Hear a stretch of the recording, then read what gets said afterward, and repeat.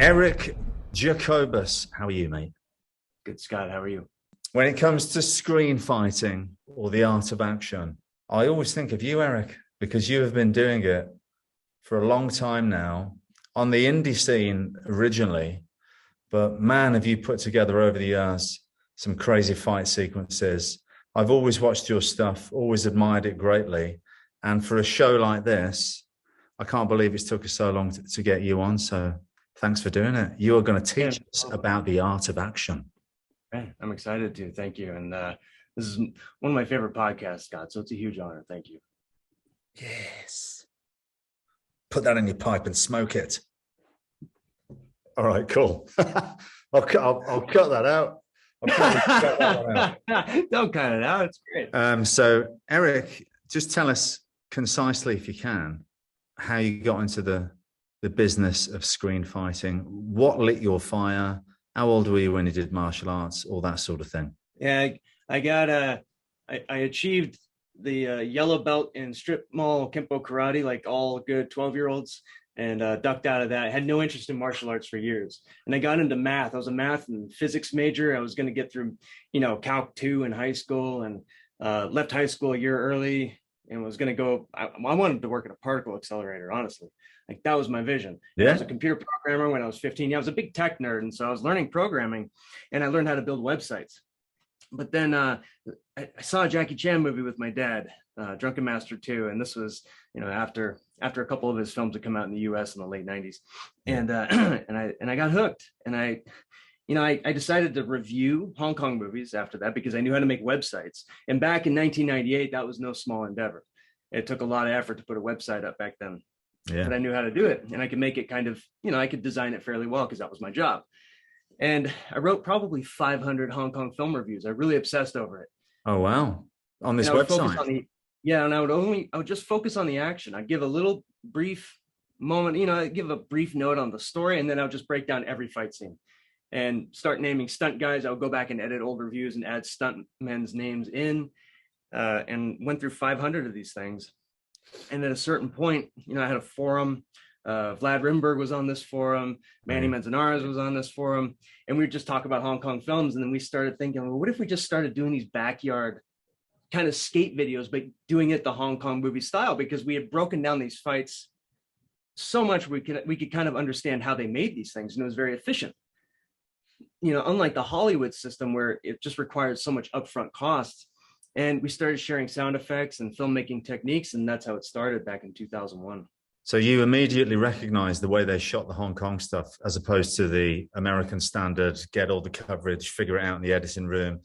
I mean, you do that anyway as a kid, because I used to make my own home movies, and I would never think, oh, I'll do a master and I'll do this and I'll move it for that. We just get the pieces of the puzzle, right, and put it together as we did the fight. Was that your experience, just getting out there and doing it?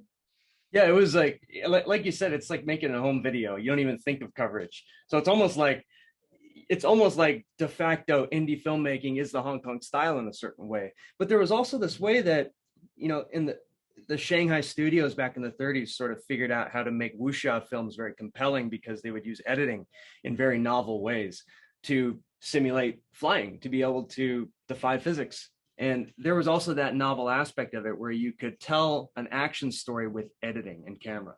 So it wasn't just the camera that was showing the action, it was also the edit that figured into the choreography. And I think, the people that really perfected that were guys like Sammo Hung, Corey Yun, and they were great filmmakers on top of being great choreographers. And when you were able to think about action in terms of the edit, it's like you have another dimension of the action design, and that was really compelling. What would you say is most important if you had to choose? Being able to edit in your head as you shoot, or a knowledge of how to move the camera to best accentuate the action? I mean, I think in the hierarchy of things, it's going to come camera first, but your edit can ruin the camera really quickly. But I think if you don't have it on camera, then you can't save it with editing, right? Technically. So, I mean, it's just a simple fact of life that if it's not on camera, it doesn't exist. Yeah, I probably chose the two most important things and got you to tell me which one was best. I think so anyway. I don't know. But that's why we're here talking to Eric. But what about formal martial arts training? Did the films come before that? Did the martial arts training come from a love of Hong Kong cinema, or vice versa? The first thing I realized that I could do, because I did some gymnastics and springboard diving. So I was a little bit acrobatic, and I could hit the concrete pretty hard because I lifted weights a lot. I lifted weights since I was 13, and I wasn't big, but I was strong, and I could hit the ground without pain. And I didn't know you were supposed to wear pads. Yeah, I was not aware of that, Scott. Nobody told me that. So you enjoyed throwing yourself around as a kid? Well, yeah, and there was a technique to it in these Hong Kong films, and there was a technique to making it look very visceral when you hit the ground. And in Western films they would do it too. They did these great falls in Westerns also. And I grew up on vaudeville films too, and there's some amazing falls in the Keaton and Lloyd and Chaplin films, and even the Stooges did some amazing falls. So that's the inspiration for Jackie Chan, isn't it? So absolutely. Yeah, theater, right? Yeah. Physical comedy, physical theater. Yeah, and the ability to hit the deck, to be able to exhibit what people think is pain, get some sympathy, some sympathy points there. I was good at that. I could do comedy. I could sort of deliver against expectation. Yeah. I'm really good at looking like an idiot. In fact, when people look at me in Rope-a-Dope, for example, they think, oh, this guy is a dope, right? He's just a complete idiot. And then I can kind of deliver against that, right? It's what Chaplin did. It's what all comedians do. Yeah. And then after that, I started taking martial arts after the filmmaking, primarily. And right. But you're naturally just an athletic kid that loved throwing himself about. And so you just, it fitted. Yeah. You got into it. That's right. That's my buddy Chelsea. We met at a video store talking Hong Kong movies, and we were both looking for the Hong Kong movies that the other person had in his hand. And so we decided, let's do some of these Hong Kong style fight scenes ourselves. And so we went out late one night with our buddy Ben, who had a camcorder, and shot this thing in an hour, I think.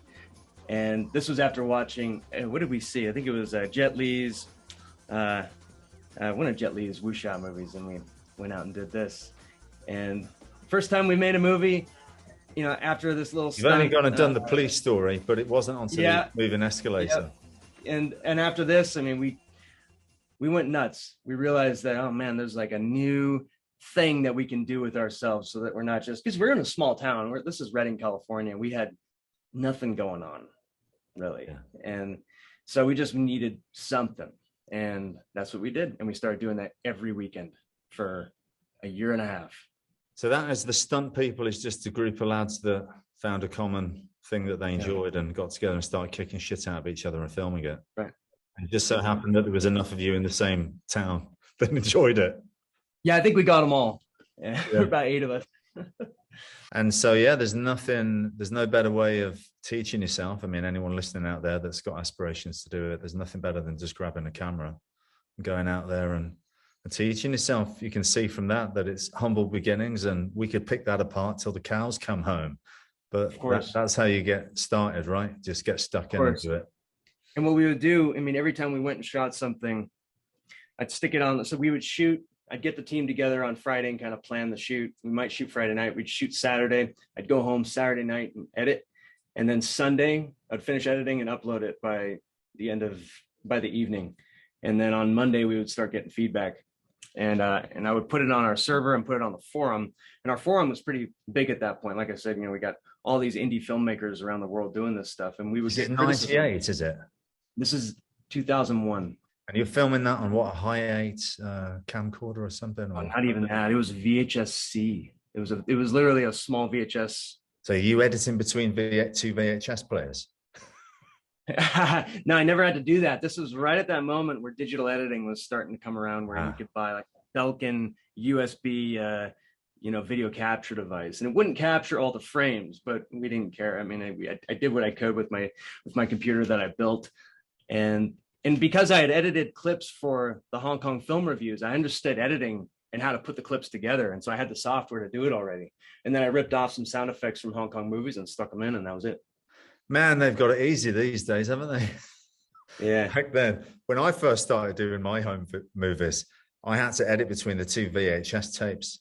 Like I would do it in the camera, and then I would edit it into onto the VHS, and now I had to go VHS to VHS, and I knew that when I pressed record on the one, it would wind back 5 frames, and then when I press play on the other, that would wind back 25 frames. So I had to just time it all up. Oh wow! Be like, yeah, that's crazy. Yeah, that's crazy. Yeah, we didn't have to do that. And yeah, you said that we laid the foundation. I mean, a lot of that was just us ripping on each other on the forum, and we were brutal to each other because we really wanted to get good at what we were doing.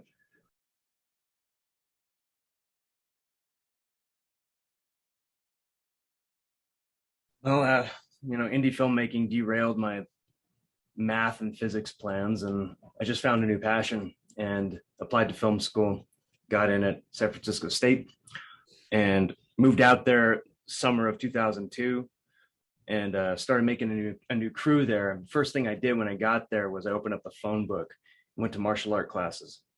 It just went down the list. And the second one I came to was a Taekwondo school, and went in, learned Taekwondo from a Chinese guy named Andy.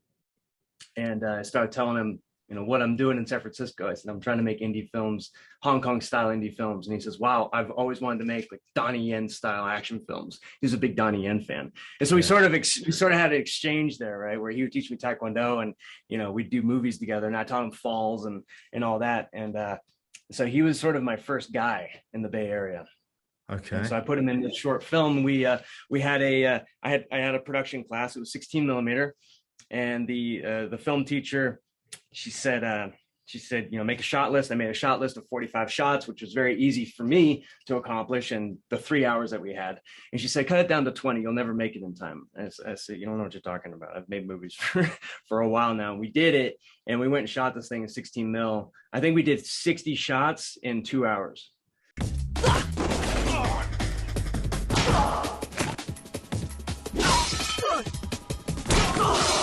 This guy's teaching you Taekwondo? That's right. Yeah. Andy. Yeah. Right. So what did your teacher think about you making a martial arts movie? In film school, you're taught, action movies are base and pointless. You should make art. You should make socially conscious, whatever it might be. And I just wanted to make action films. That was the entire purpose for my being there, which I was kind of a scourge for these classes. Not that there's anything wrong with doing those other things, but it's like, this is what I want to do.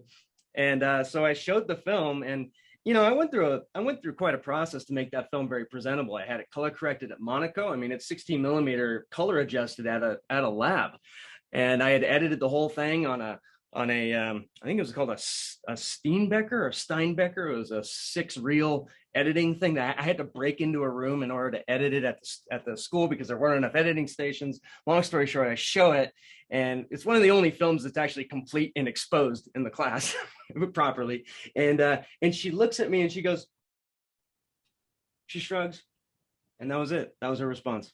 I knew it was going to be something like that. Yeah, so I think I did it right. Now, I'm going to teach a lesson, and it's called editing. Check this out. Yeah. Yeah. So, but there you go. There you go. It's like, yeah, that's what they say about my movies too. Go figure. We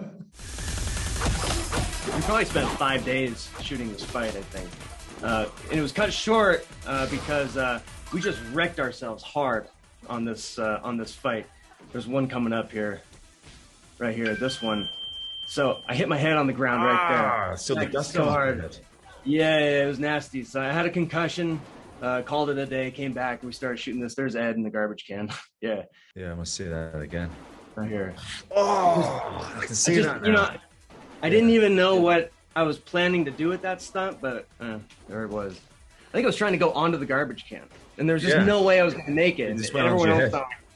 Everyone else thought, oh, well, yeah, Eric should just go onto the garbage can, and didn't even come close. I like the handwork there. The blocking. Yeah, it's my my inspiration was Samo. I always loved Samo's handwork. I thought he would do it the best. He did almost everything the best. But so are you watching Samo's stuff and just going, right, yeah, how's he do that? That looks great. I'm going to copy that. Yeah, and the thing about Samo is that he kind of knew how to make the shapes look good for the camera. Yeah. He can make that stuff look so nice. It was geometric almost. And so we really wanted to kind of copy that aesthetic and the timing and the pacing of it. Now, this was released as a whole movie, or I'm mistaken? It's a 35-minute movie. And this is when our crew was getting a lot bigger in the Bay Area. And I met Steve Reedy, who was on a DVD that we were on as well. Got introduced to him. He's a great filmmaker. And so he shot this and kind of brought like a new element of filmmaking to our action. Vlad Rimberg's in this. You'll see him right there in the middle. Yeah. And he's got some great moments in this fight too. So we shot this in Dublin, California. It was so hot that day. It must have been, I bet it was 115 that day. It was so hot that I was wearing these tabby boots and the bottoms were melting on the concrete.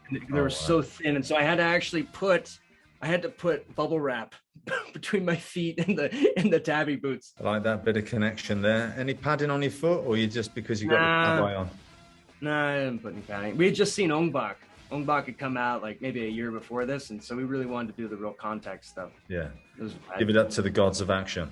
I always appreciate a bit of throwing up in a movie after a gut punch kick. There you go. That's Vlad, isn't it? That's Vlad, yeah. That works pretty well, doesn't it? Yeah.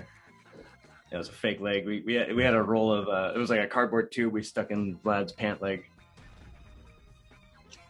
So do you normally edit this stuff? I think Reedy and I edited this one together. I edited the fights in this movie for the most part. And yeah, usually I'm editing though to make sure we get our bests.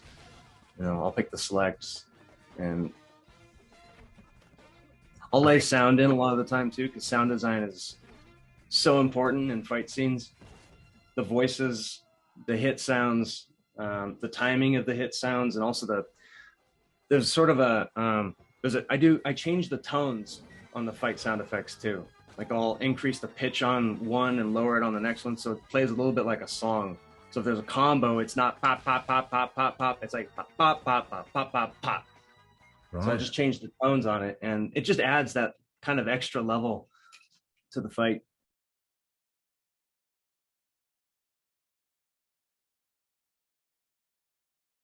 I mean, that's the thing when you start off and you've just got your camera and you can get the angles and you can put the camera wherever you want and you get the angles and you can get through it very quickly in a day. And then when you go and you do a professional film and you've got a cinematographer and, you know, you've got the sound guy and you've got the actors to deal with and you've got all these people that want to have their time to do their thing. You know, what you used to be able to film a big, long fight scene in one day. And then professionally, you just can't do that because everything takes longer. And that is something that can be kind of frustrating. But of course, you've got to get used to it because the cinematography is as important as the acting, as the directing, as anything else. But sometimes when I was first starting out, it was hard to see that. I was like, no, we just got to get the action, man. The action's what they want. Death Grip is lit much better now. How did you accomplish that? I just kind of gave control of the look over to the DP. My one request was I just have to be able to see the action and then otherwise have fun. And but this was a fight with Alvin where we wanted to do just a series of very long takes of complicated knife fighting. I don't remember what we were watching at the time, but Alvin is one of those freaks of nature who's a great actor and just a physical performer like no other. And I think this fight took us 2 days to shoot because it was so hard to do these long takes, and we were trying to do it so that it wasn't blocky. We didn't want the action to be blocky. We wanted it to be nonstop. Like there was an intention the whole time for both performers. Like they're just trying to go through each other. That was the whole idea. And that just took a long time. But like you mentioned, you know, Drew was the DP, and every shot he was very careful about each shot. You know, he would adjust the lights on all the shots. You know, for the close-ups, he would move the lighting around. And I was like you, I would. But it helps when the lighting is from above because you don't necessarily see it, and you can move the camera 360 a lot of the time, can't you? Yeah. We had studied Twin Dragons, the end fight in Twin Dragons in the car factory in the car shop, and that fight is lit from above, and it's very general lighting, and it's a beautifully lit scene. And so we were looking at that when we designed the lighting for this movie, and just tried to make it as general as possible, but that's still, each shot kind of has its own touch. Yeah, we would do that for the Undisputed films, just most of the lights coming from above. It helps make your muscles look bigger as well. So, you know. True, yeah, top lighting, it makes you, and it looks nice.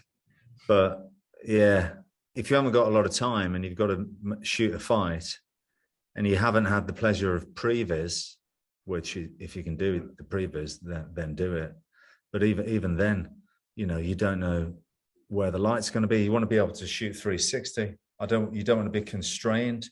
So if you can get light from above, that's preferable. Yeah, and like you mentioned, I mean, it's so important to actually have a look to your film, so that it's not just a home video camera shot under street lights. I mean, that can get the action design concept across, but it's like to really touch people, the lighting is its own kind of character. And I know nothing about lighting. I'll never figure it out. In fact, I've set up a light for this podcast, and I don't know if it's going to work. Like, I don't even know if I'm visible right now. But when other people get it, you look at it and you go, yeah, that's its own character. That's part of the choreography almost. Yeah. You know, like it has to be. It's like camera's part of the choreography, editing, lighting, the sound. It's all part of the fight design.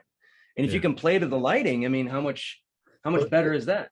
This is essentially where the classical American way of shooting cinema, that's why it is what it is, right? Because we're lighting this side.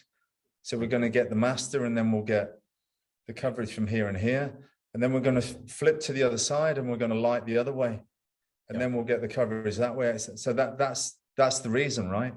But coming from, I mean, I started in Hong Kong cinema, and that's how I learned. And they have the luxury of time there. So they'll say, right, we're going to do this shot now. And they set up the lighting for that shot, and then they do it. And then, right, that's the edit point. We're moving on to the next bit. And they set all the lights up accordingly. But if you don't have a time, which on my movies, for the most part, we don't, you have to find a way to, put the lights in a place where we can still move fast. And sometimes at the expense of the lighting, it's a balancing act. We want to get more action. So we're okay to let the lighting fail a little bit here. And sometimes you've got to have a DP that's willing to let that slide, but we've got to let it slide sometimes as well and give him what he wants. So it is a balancing act. It's true. I did a film in India called Man Who Feels No Pain. And that was the situation we were in, where we had a DP who was incredibly good. And we were doing an outdoor location, and we had this, I think it was like a 40 by 40 foot screen up. And he would light there's a ton of lighting on one side, and I would want to flip to the other side, but I couldn't do it because I would say, like, okay, let's flip to the other side. And the thing about India is that, if you want to flip to the other side and you're the action director, you tell the DP looks at you and he says, okay. And he does this. And then an army of 100 people starts moving everything. And then 2 hours later, now we're on the other side, and I'm sitting there going, okay, action. And we get our shot. And I was like, okay, now I need to go back to the other side again. And he looks at me and he goes, okay. Yeah. Okay. But it's going to take 2 hours. They never fought me ever. Yeah. Because they have time over there. But that's cool, so man. Much infinite time. Yeah, it's crazy. But it's one of those things, isn't it? Because when you grow up making your own videos, and you start creating and you're filming these fights and everything, that's what you don't think about when it comes to professional filmmaking. Correct. That's correct. And I would say too, when shooting previs, you have to consider that. So I did a previs for Altered Carbon, the first episode, in the hotel. Yeah. I did the hotel fight previs, and I shot it the way I would shoot it, and not realizing that I should have shot it as if they're going to shoot it with coverage, as if they're going to do it with a single lighting setup. And I didn't. And so I don't know if my previs was very useful for that fight, because I didn't shoot it in a way that was actually useful for the production team. And they couldn't replicate it, really. Like, there's no way, like, time-wise, there's no way they could have pulled it off. And the fight was much shorter, and it was cut up differently. And so that's one thing to consider when doing previs, is shoot it as if you're on a big Hollywood shoot. Yeah. And then choreograph it for that, because you might actually come up with something great now. If you can choreograph it with those limitations, then you can come up with something great still. There you go. Yeah. You got to think about everyone's job and what everyone wants to achieve. And it's no good telling the cinematographer to go and do one, because he wants it to look good. Yeah, he'll never do it your way. I mean, it's rare. You right? won't be I mean, working with him again when he becomes the next Roger Deakins. That's right. Yeah, that's right. Because the director's going to listen to the DP. That's always the marriage on set, right? Because that's the marriage that has to last. And if the action director, stunt coordinator comes up and starts talking to the DP, I want all these different shots. DPs a lot of the time is just going to say, no, get off of my case. I'm doing it the way I need to do it because it needs to look a certain way. When I was working with Chad Stahelski on John Wick 4, he understood the power of the cinematography and very much gave enough time for that to be achieved. And it's very noticeable when you watch any of the John Wick movies, the look of them, they just look incredible. So it's all worth it. But you got to have the time as well. And sometimes you don't.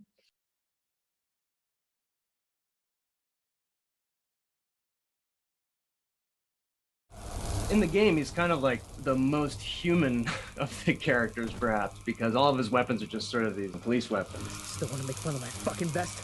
He's got grenades and batons and all that, and it kind of fits my character. I'm kind of like the everyday man. We shot this over underneath the Hollywood sign up in the hills. Oh yeah, yeah.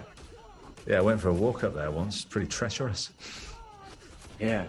And who's this guy that you're fighting against here? It's Brian T. Brian T was playing Liu Kang, and every now and then there'd be a double in there, and that would be Kim Do, and then Casper Van Dien is is Johnny Cage, and Mark Dacascos is in the show. Originally, Mark and I were going to do a 2-on-1 against Liu Kang, and we had choreographed this whole thing at Jam in LA, and I was so disappointed. We just didn't have time to do the whole thing, and so they just used my bit of fighting. They decided to keep my piece of fighting at the beginning, but originally it was going to be a 2-on-1. What could have been, right? So, but had some great conversations with Mark. First time I ever met Mark Dacascos. Just a fantastic guy. Yeah, lovely guy. Now tell me about the Kicktionary. There was this video back, I don't know, in 2010 or so. It was all of these judo throws, and it was just this repeated series of judo throws with like this quick montage, and every one of them had a name underneath. And I thought, man, that's so cool. It was this like viral video that went around, and I thought somebody must have done this with kicks, and nobody had done it with kicks. And I thought, well, let's get all the kicks in one video together and try and find like a naming convention that was standard, or there were some that had never been really named, and so I just named them after the person who did it. Hang on, is that really called the unblockable kick? Yeah, that's from childhood, right? Is where you punch and kick at the same time. Armada. What's an armada? I believe it's an outside crescent, like the capoeira style outside crescent spinning. Okay. Yeah, it's just amazing that you've done this. And how long did it take? Was it something that you genuinely did for years and years? I mean, just look at my hair. It just goes from, short to long to short again. It was probably about 1.5 years or so. Just at random sessions, I would just go in and I would just work on 2 kicks sometimes. Some of them were really hard. Yeah, sometimes you wake up in the middle of the night and go, whoa, there's another version of the axe kick. Go! It's exactly that. I would rush out to the gym and start filming it. Yeah. Also, there's this there is one film that did this. It was Hwang Jang Lee's Art of High Impact Kicking. It's on YouTube. It's 1 hour and 15 minutes, and it's just this tutorial of every basic kick. It's the 8 kicks and all variations. And so I kind of took that stuff and just expanded upon it with everything I could find. So what happens if you know a kick but you don't know what the name is? And it's how'd you find the name? I would ask people. I would try and I would just dig. I'd dig as much as I could. There was some tricking convention. That's my wife. There's some convention also with trick kicks, like try a slide in pocket knife. That's one that's a tricker terminology. So of all the people on the planet, you may be one of the only people to have performed every kick ever invented. I mean, how many people have done? I know that I haven't. I may have done some of them by accident, but Jesus, yeah. Well, it's kind of easy when you're doing it against a pad. The pad doesn't fight back. I only do them if it's outside the pub on a Saturday night and somebody's coming at me with a pint glass.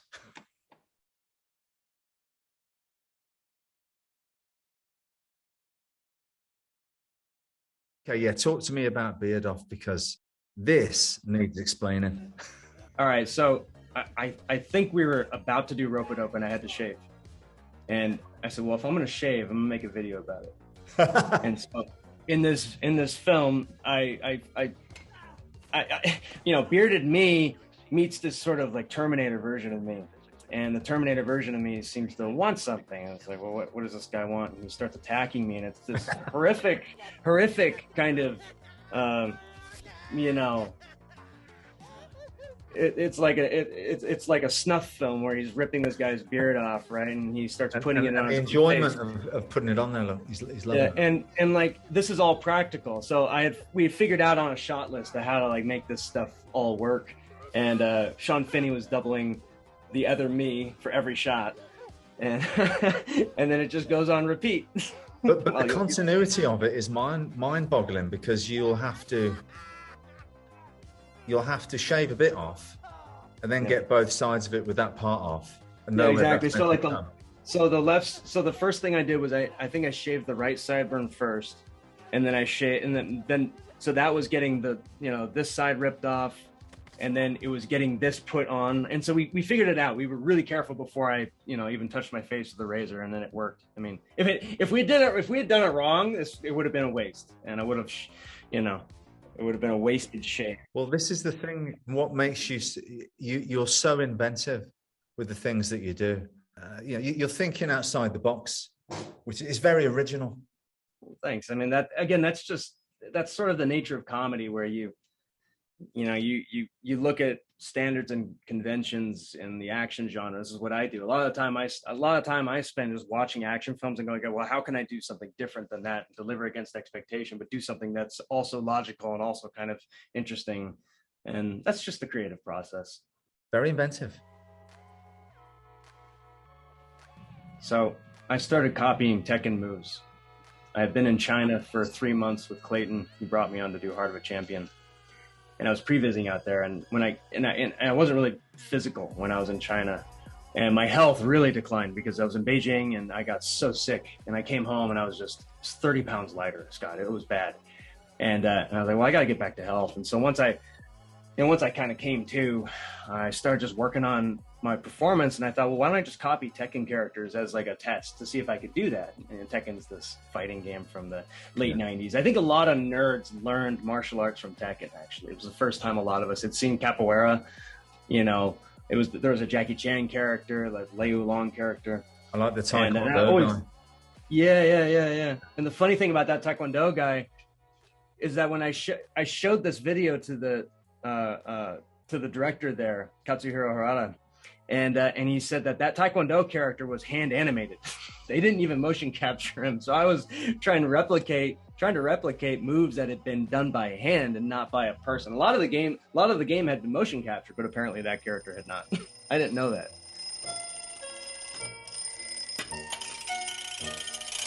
How did the idea come about for rope-a-dope? Because, I mean, obviously it's Groundhog Day, but for me, seeing that as a martial arts actor, I must admit, was very jealous. It's one of those things where you go, oh, of course. Why didn't I think of that? It's one of those. It's like when you watch The Raid and you go, hang on a minute. Yeah. Martial arts mixed with Die Hard. Why didn't I think of that? After I did Death Grip, Clayton Barber, director, and has done some amazing action scenes for Creed, and he called me up and he said, well, I see what you're trying to do. Let's try and do, let's one up your action and go to the next level. And he had a script that was like a Die Hard. It was a Groundhog Day. I can't remember who wrote this script, but it was a Groundhog Day mixed with kind of an action thriller. And it was a little too serious. And I thought, like, well, we should stick to comedy. I mean, Death Grip is a very serious film. And I didn't want to go back to that kind of serious part of my life again. I really wanted to stick to comedy. And so we started throwing ideas around. Well, what if we kind of mix the Groundhog Day concept with a martial art movie? And every time there's a knockout, it's a reset.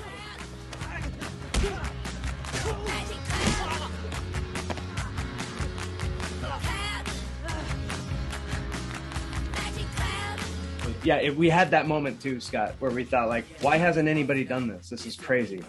I wrote that script in about a week, and then 2 weeks later we were shooting. Like, we wasted no time because we were afraid somebody would figure it out at the same time. Yeah, it's just a great idea, man. And if anyone hasn't seen it, I urge them to stop playing this now and go and watch it and the sequel, because it's brilliantly made. How long did you have to make it? We shot the first one in 4 days, and it was the same DP and cameraman from Death Grip. So it still had that look, and he still gave it that great touch. And it was, it's very traditional, the way that we shot it. A lot of just, locked off kind of, it kind of plays like a vaudeville movie because it's a silent film. Technically, there's no dialogue in it. Yeah. So we wanted to kind of play it like that too. Not too crazy of editing, not too crazy of camera work, just show everything, right? Because the concept is in the story, it's in the acting. And so when we did Rope It Up 2, we actually shot the entire end fight in one day at one point, and it's a long fight. It's actually much more technical than the first one. And then Dennis and I have a final fight in the when we fight in the wrestling ring at the end. We actually did that fight that day too, but it was only about a minute long. And Clayton, who produced that one as well, he said, we got to go back and do that fight again. We went back a month later, and you can tell my hair totally changes between when I'm out of the ring and when I'm in the ring. And we made that fight, what it is now, and it was a great call. And that was a full day. Dennis pulled his hamstring on the first move. It was a tough day, but you wouldn't know it watching the fight. Yeah, God, that sucks when you're injured, and you got to just go get through it. But he's a physical marvel, Dennis Rule. I worked with him on Close Range briefly. Nice guy. And also a great filmmaker. He understands all that stuff, and he thinks in terms of editing and camera work too. And that just gives you a different kind of angle with action design and movement. Now, when you're doing Rope-a-Dope and you're filming like all the bits that happen and again and again and again and again and again, so have you just storyboarded it? And obviously you've been very careful to know of how it is supposed to be and how it changes for each thing. Yeah. Must be a lot of homework. It was, yeah. And the mistake that I made on the first one was writing different clothing for the different days. Like, he wakes up, there's like 7 loops. And I think there's 4 wardrobe changes. And so I had to bring the wardrobe with me everywhere we went, and I'd have to do 4 different wardrobe versions. And that was the hard part. I wear a black t-shirt every day, so you could have just done that. Is that your closet? You open up the closet, it's just black t-shirts. Taekwondo gis at the bottom. Standard Scott Adkins kit. Yeah. I wear a gray t-shirt every day. I'm like the rainy day version of you.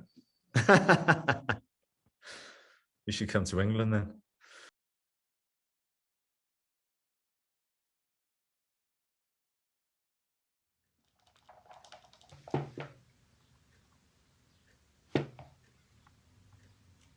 We've seen Zatoichi, and I was a big fan of Rutger Hauer's Blind Fury growing up. And again, it was like when you guys came out with Blindsided, again, I was like, oh, flipping hell. What a great idea to do that. To do like a modern, American spin on that, which essentially was done with Blind Fury. But for you to do that, I thought, man, that was a brilliant, inspired thing to do. So again, it was just like a eureka moment, was it? Yeah, a little bit. I mean, it was something that Clayton and I were talking about for a while. He really wanted to do a blind swordsman movie. And he came up with the motif of the apple pie, and Walter being, making an apple pie and being a cook. And it was just a very kind of quaint, like all-American kind of hero, right? And when I started watching Zatoichi, and I watched all those films, some of the greatest films ever made, and I was watching other blind films, and I thought, well, I really want to make sure I do the blind motif justice, and actually play off of that somehow, and utilize that in the storytelling, and kind of like the way that a blind person doesn't really follow the same social conventions that other people follow. And that makes them an outsider. It also makes them a scapegoat sometimes. I really wanted to play with all that. And also the performance too. And so to study being a blind guy, I knew a blind guy who was he was a skier and he was a biker. What was he? He was like a downhill mountain biker. Well, how did he do that?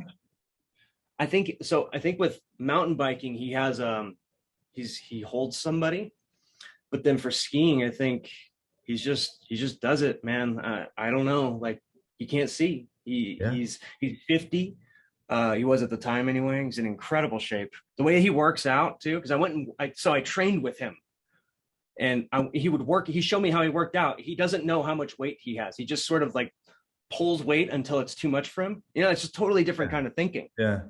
Anytime I'm not fighting, I close my eyes behind the sunglasses. It was just easier to act that way. Yeah. So for example, I mean, one of the things that when someone can see, when, like, if you have a cup, for example, and if somebody goes to reach for the cup, if their hand starts opening as it approaches the cup, that's not how blind people touch cups. They touch it with the back of their hand, and then they grab it. It's all very sensorial, and little things like that. That's the attention to detail that you don't necessarily pick up on as a viewer, but when you see it, it rings true. Yeah, and people know it when they see it. Yeah. And so we just try to do that. Anytime I'm walking down the street, I would try and remember where I'm at and use the blind cane accordingly. And so I trained with this blind guy, and when I put a blindfold on and walked around San Francisco with this guy and did a whole behind the scenes about it, and scared the hell out of me. Almost got hit by a car, and you just think about the world so differently. And it was 8 hours without, it's like I had to pay with a credit card at one point, and I was like, how do I sign for the tip? Like, what do I do? Yeah. He says, you got to figure it out. I cheated. I had to cheat to do that. I got to cheat. And I knocked over a glass of water on the counter when we were ordering food. Oh, it's embarrassing. Yeah. But that taught me something, that, this is not just something to mock, to just try out and to dabble in. Like, this is somebody's life who lives like this. And that's a different kind of person, different kind of personality, different kind of action, different kind of movement. Totally different. Can you show Walter the way out, please? Wait, he's just a The film was originally only 12 minutes, and this was part of that original short. We had previs this at a gym in LA. Khalid, Brett, and Nick, and Roger over there.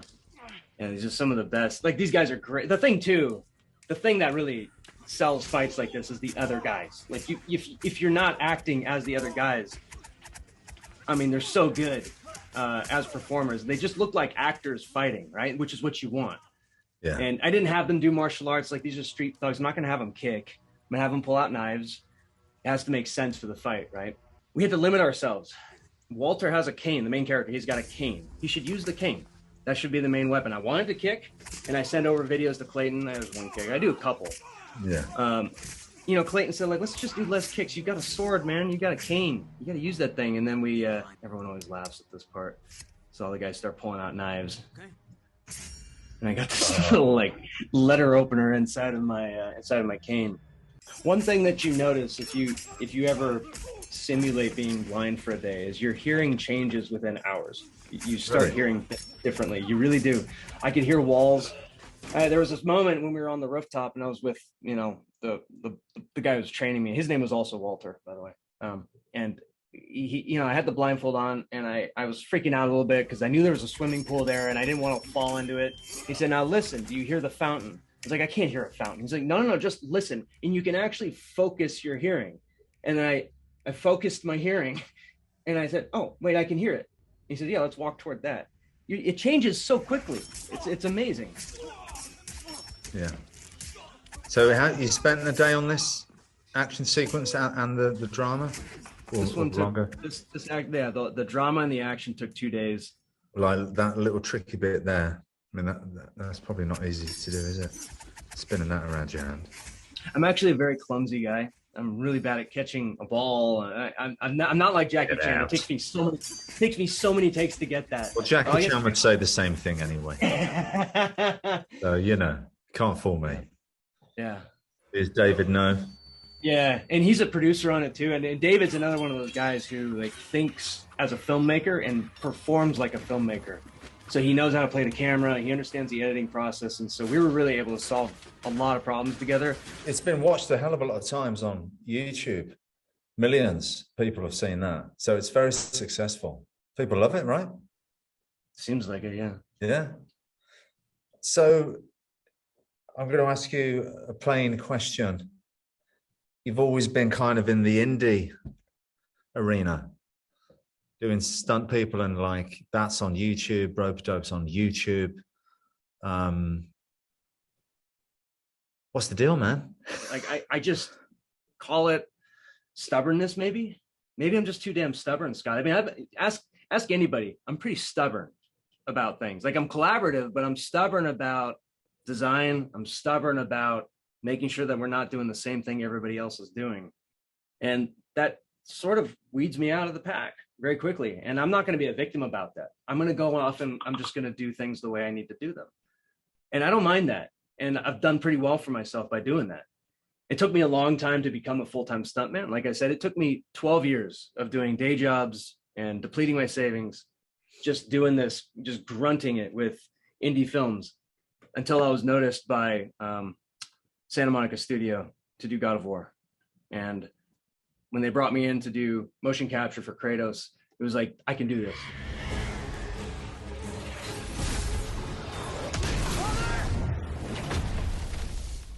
Yeah, this is the new trailer, father-son trailer. We motion captured this one.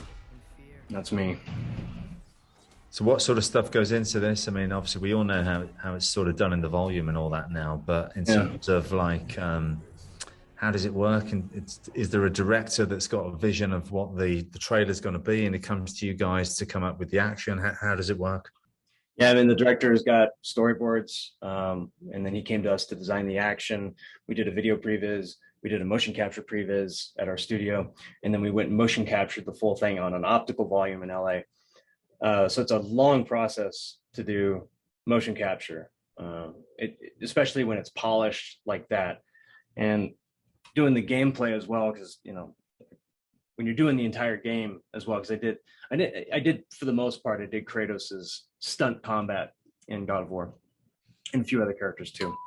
And that's a very different process than filmmaking. It's fundamentally different because you are in a white room with a bunch of cameras around you, and you're wearing this spandex suit with little balls on it. It looks pretty goofy. Yeah. And you're supposed to pretend to be a 6'4", angry dad, right? Which is like bearded dad, which is not far from the mark where I was at the time. Actually, I'm just a little bit shorter than that. I could act it pretty well, but I was just doing the stunt combat. The nice thing about motion capture is that you can have a bunch of people playing that character.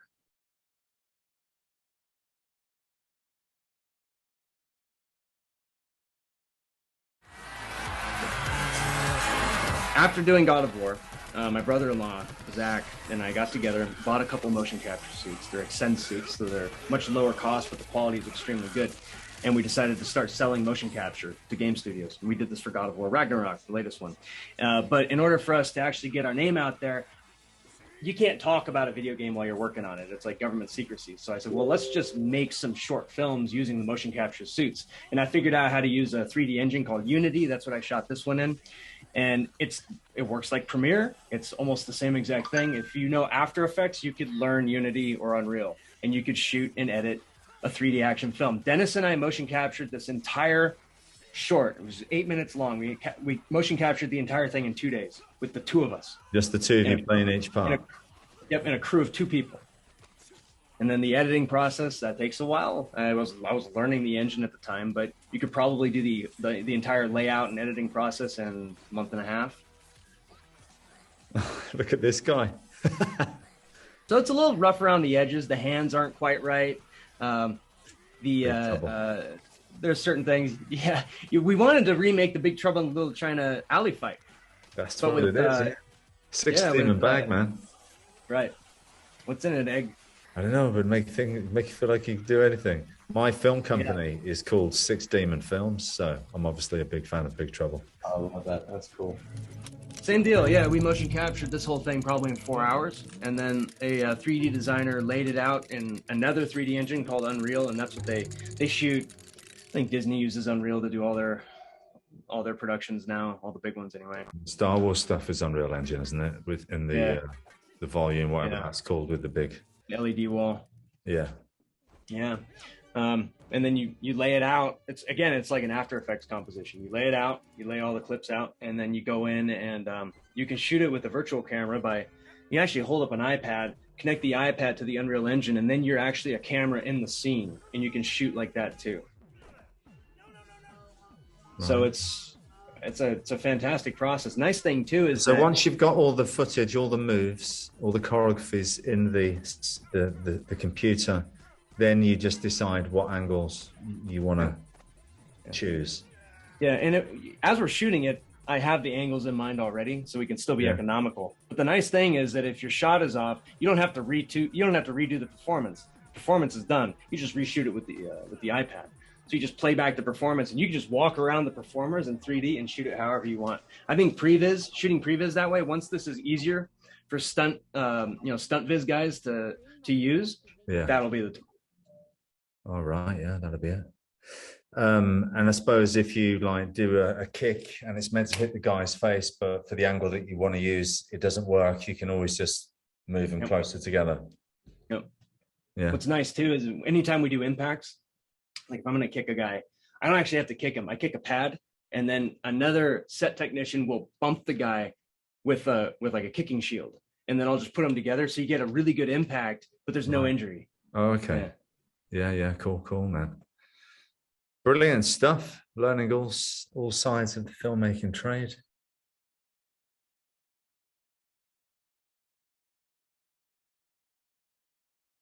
I would approach action design like people approach skate videos, where just assume you're going to do all of it, and concept the action so that it works through all the stages of production.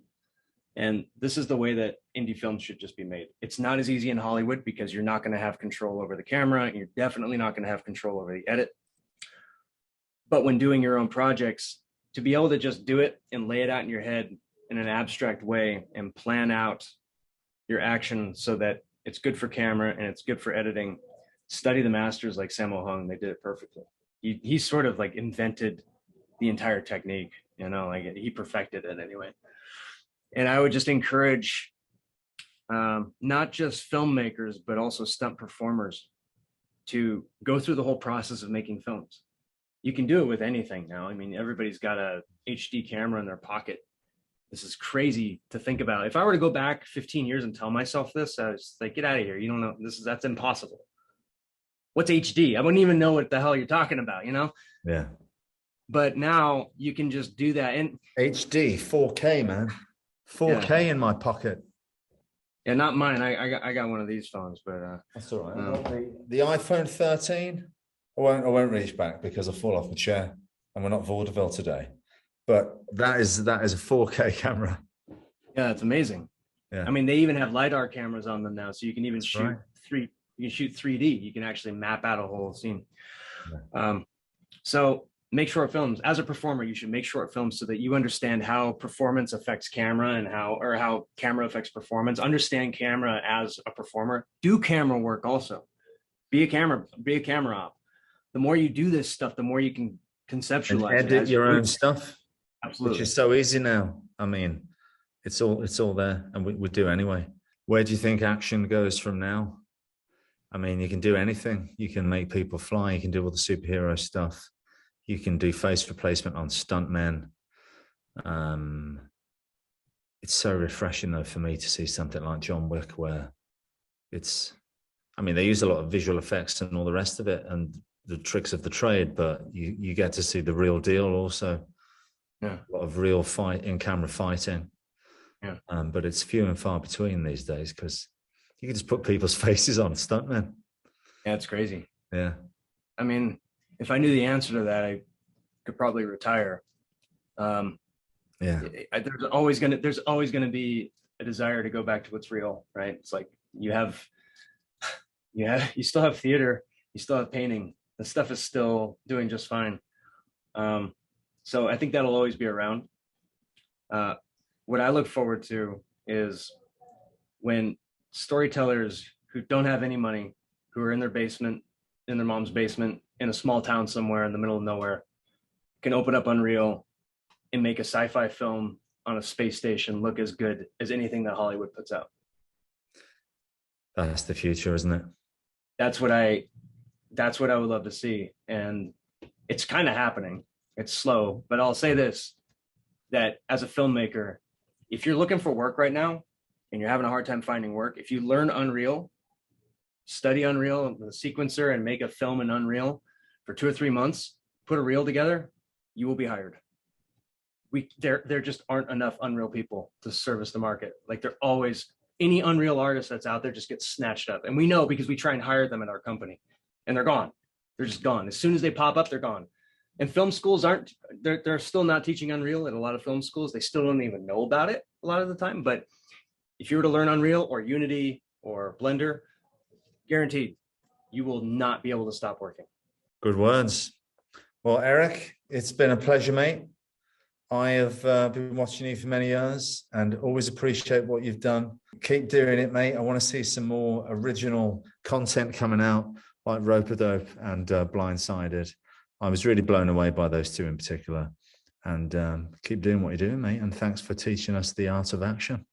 Well, thanks, Scott. I mean, it's all, for me, it's the same with you. You know, I was watching you in Hong Kong films back then too. And that was, you know, you and like Brad Allen and these guys, you know, it's so sad he passed, but being able to see, you know, how you guys took that language and made it work in America, huge inspiration for all of us. So thank you. Thanks a lot, buddy. All right then, mate. All right.